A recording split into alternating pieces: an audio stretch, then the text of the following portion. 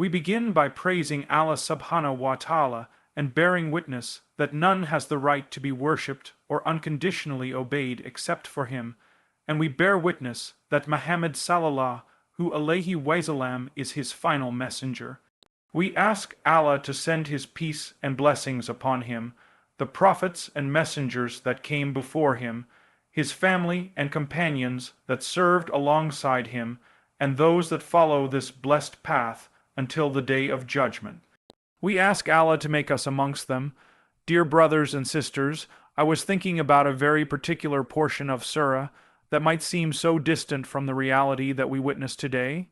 But there was something subhanallah that caught my attention that I was thinking about in the very end of Surah, which of course it is the sunnah to read on the night and day of Friday, that actually connects quite beautifully to the situation that we see today of the attempts to break the siege on the attempts to bring down the wall of oppression.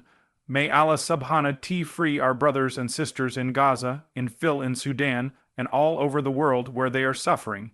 And I was thinking about this moment where the people complain to about, and you have a transformative leader that comes to a people that feel utterly overwhelmed by this group of transgressing people, who physically and from a place of resource are completely overwhelming their victims. And so they came complain to him, and they say, as we're reading, they said to that, and are causing great corruption on this earth. So is it possible that something can be done to where a barrier can be placed between us and them, so that they no longer bother us? Now at that point where Allah subhanahu wa ta'ala is telling us the story of Allah, does not tell us that He simply sends down some blanket from the heavens that covers these people, and puts them into a hole to where He will not let them out until the day that He decrees. Allah subhanahu wa ta'ala goes on to tell us about this conversation. I want to be mindful of time and paraphrase because it's an obviously people are going to be reading it, but this point where they're asking Him for support, recognizing that He has something to give to them, but the onus of actually building the structure that is going to put these people in a place that they can no longer wreak this havoc is back on the people themselves responds to them, and He says, "Then you come to me and you support me. I need strength. I need manpower." So each one of you is going to have to be a part of putting between us and them some sort of barrier and some sort of wall to where they can no longer create this type of havoc and wreak this type of oppression on earth. He's saying to them, "Go and bring me these blocks of iron." And you can imagine that Allah, just as He doesn't tell us how many years this happened or for how many days this took place, you can imagine the lengthy process of each one of them bringing forth and fashioning these blocks of iron to then put them together, and then having the molten poured between them, and then the architecture and the engineering and the thought and the process and the labor of building what they built until finally they put them away. We don't take into consideration that Allah subhanahu wa ta'ala tasked each and every single one of them with some sort of participation in that process of overcoming this incredible enemy, and at the end of it, it is what this is a mercy from your Lord, this is a mercy from your Lord, this wasn't great job guys, you did this wasn't, I had this great amount of strength that Allah bestowed upon me, this is the mercy of your Lord. When Allah subhanahu wa ta'ala wants this to be undone, Allah will cause it to be undone. Who all of that is to Allah subhanahu wa ta'ala. We take lessons, we don't ask those types of questions, but the point is that each one of them was brought into that participation, and the small acts of each one of them caused for this mighty army to be put away. Then you look at the hadith of the Prophet sallallahu alayhi wasallam, where he talks about the flip side of, and he says that dig away at that wall every single day until they're just about to see the sun, chipping away at that wall until they're just about to see the sun every single day, and then Allah subhanahu wa ta'ala, Allah brings it back to where it is even stronger. The wall is more strengthened than the day before, and so they say to each other, "We'll come back and we'll do this tomorrow." And then the next day they come and they chip away at this wall. And Allah does the same thing over and over and over again until one day they will say, "Inshallah, we'll come back tomorrow and we'll be able to open this, and Allah will allow it to be opened." Subhanallah. You think about this, that was it really the brilliance of the structure that was built that put them away in the first place? And is it the strength of what they have that's going to one day undo them from what they are in? All of this comes back to Allah subhanahu wa ta'ala allowing for what He wants to be strengthened in the moment and for what He wants to be weakened in the moment, and when Allah wills just like that, it's broken comes apart. Now you might be thinking, what does this have to do with the current situation and subhanallah, as I was watching, like many of you, what was happening with these flotillas as they were passing into the waters, and the people of Gaza going out there. And subhanallah, a small thing that they had was the ability to collect some fish while the occupation was busy trying to push off these flottals, as I was watching it all go through, and may Allah subhanahu wa ta'ala protect those people. I mean, subhanallah, some of them, I know them, and they're really going from a place of some of them are reading Quran the whole way there, and some of them are going from a place of just human indignation, righteous indignation of seeing this, and their conscience is driving them, and you can see them overwhelming the system, and you watch those flotillas one by one start to overwhelm the system, and you think to yourself, when it was one flotilla it was a nuisance. Then it's 10 and we have a crisis. Then it's 40 and now it's 400. And you have some that just left Malaysia and Turkey again. Now we have a full-blown crisis on our hands of how we're going to deal with this, the optics of it, the international relations that are at hand. And it was one act that was followed by another act that was followed by another act, and slowly it gains momentum and it becomes something. And subhanallah, as Allah mentions that days come and days go and things change. You know, if you read back in the 1840s, when the British were imposing the Irish famine upon the Irish, who are now, of course, you know, largely representing a huge contingent of those that are trying to break the siege. It was the Ottoman Empire that was sending ships through in the 1840s to try to break through to reach the Irish because of that famine. History flips, and again one ship, one crack here, and something starts to come apart. And then I started thinking about the siege of the Prophet Sallallahu Alaihi Wasallam, the boycott in the valley of Abu Tal. And when you actually read about how that siege came undone, and right now we're 2 years into this genocide, may Allah subhanahu wa ta'ala allow it to end soon and fully, and give victory to our brothers and sisters. Isters, the boycott was for 3 years on the Prophet Sallallahu Alaihi Wasallam and his families. And now that you've been watching this for 2 years, you have a frame of reference to think about what it must have felt like for 3 years, where you don't see momentum coming from the outside, where you're not receiving the moral and the psychological support of someone saying, hey, we're coming. And seeing some sort of worldwide momentum on the outside, you live alone in that valley, and you see the pain of each other, and you don't see anything on the outside. You hear some murmurs of conversation, but the nature of media back then, 3 years they were starving in that valley. 3 years they were being blocked. 3 years they were being boycotted. 3 years they were psychologically being tortured and tormented, and it wasn't like this one miracle came down that broke the siege. It actually is a culmination of small acts, right? So you have different people playing different roles. You have those that are trying to get the food in, right? You have who wasn't a Muslim at the time trying to get things to his aunt, and by extension to the Muslims trying to sneak camels into there and sneak horses into there. You think of the process of hiding some food.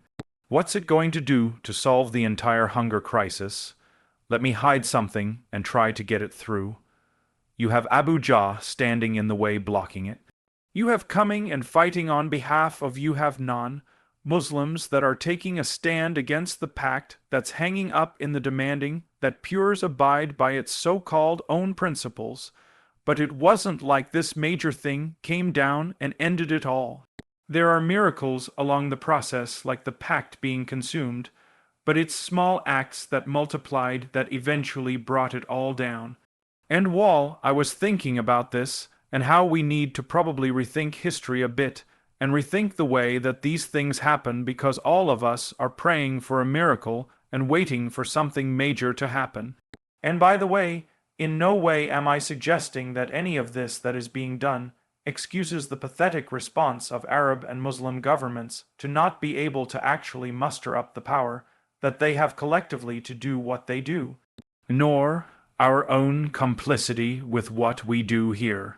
But to come back to the individuals, and to come back to those small acts, and this idea of small acts that multiply, and when you think of a wall, and you think of that wall of apartheid right now that boxes in the Palestinians, and I want you to think about how you would want that wall to come down, and how walls of oppression often show cracks.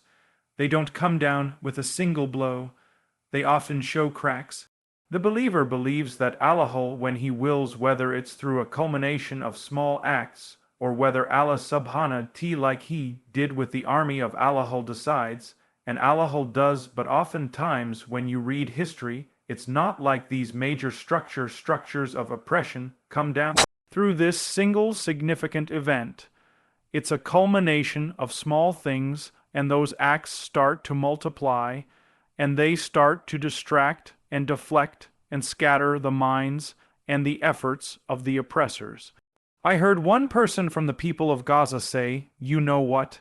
If this just gives us a chance to breathe for a day because our enemies are busy, alhamdulillah, every one of these acts is followed by another act.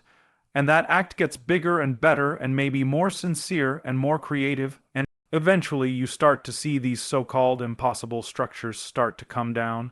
That's when you're taking something away, and that's why, as we're now heading into 2 years of this, as we're feeling deflated with what we're seeing, I want us to take a step back and remind ourselves that it's Allah who allows for a seat to tighten or allows for it to loosen up. And it's the small acts that multiply that often become the one wave at a time, one dua at a time, one donation at a time, one stone at a time, one at a time, to where something gives and then it all comes down. That's when it comes to bringing it down. But what about building it up? I was also thinking about this hadith of the Prophet sallallahu alaihi wasallam. It's actually one of my favorite hadiths that describe prophethood. Whether you're talking to someone who's Muslim or not Muslim, it's a beautiful hadith where the Prophet sallallahu alaihi wasallam mentioned his example, and the example of the prophets that came before him is like someone that's building a house, and he builds a beautiful house brick by brick. And the Messenger of Allah said in one narration, 124,000 prophets. So think of 123,999 prophets brick by brick, and it's beautiful, has a beautiful polished structure. Now at every point of the construction, you could literally look out the window and see construction at every point of a construction. When it starts to develop, then the previous phase makes a bit more sense. You see 4 bricks. Why are the 4 bricks there? Why does it look like this? You start to see one side being built. You start to see things being uneven. You start to see things coming together, and you look at it, and it doesn't really make sense until the very end. As the Prophet sallallahu alaihi wasallam said, people walk by that house and they look at it, and whether the hadith is a literal one, 124,000 prophets, or it signifies the great number, or there's a few more, a few less, but you look at it, and you see one brick that's missing from the corner of the structure, and you go, if only there was a brick in that place, and the Prophet said, I'm that last brick. Prophet is that last missing brick that goes into the structure, and it completes it, and makes it so beautiful. But he's the last brick, sallallahu alaihi wasallam. I want you to imagine of those prophets themselves. If you were a prophet that, let's say you were the 30th or the 40th brick of the whole structure, and let's say that your people completely rejected you, let's say that you had 10 followers, let's say that you had 0 followers, and you're looking around and maybe thinking, of course, the Prophet. Don't think this because they have, I'm saying, a human limitation. If I'm in a situation, a human limitation, an analogous situation would be, what was the point? Why am I here? What am I doing here? You know, I came here to get rejected and have no one with me. Maybe Allah subhanahu wants to give this person an individual rank. It's a bestow of favor on this person, so that they stand in the rank of the Mia on the Day of Judgment. They stand in the rank of the prophets on the Day of Judgment. Or maybe you were just the brick for another brick after you. Maybe through you a climate was being nurtured. Maybe through you a stage was being set. Maybe it actually wasn't about anything that would happen in your lifetime, anything that you would see that's observable. Maybe you weren't the point, but it was what was going to be built on top of you, and after you, and around you. And so, Allah, these images of slowly chipping away at something or slowly building something, if you were to take thee in the Quran and the Sunnah, the parables in the Quran and the Sunnah, they are many. They are many for us to reflect upon, but it's that one brick at a time. We have to stop thinking about our Islamic history as some major thing happening. There is a generation, there's a culture, there are multiplied acts, there are people in the background, there is so much that goes into it. And at the end of the day, the thing is that we don't have to see it here. We just want Allah subhanahu wa ta'ala to see it and accept it. And we know that one day it will all make sense in His plan, because before the house is built, before the wall is constructed, before the wall comes down, Allah sees it all.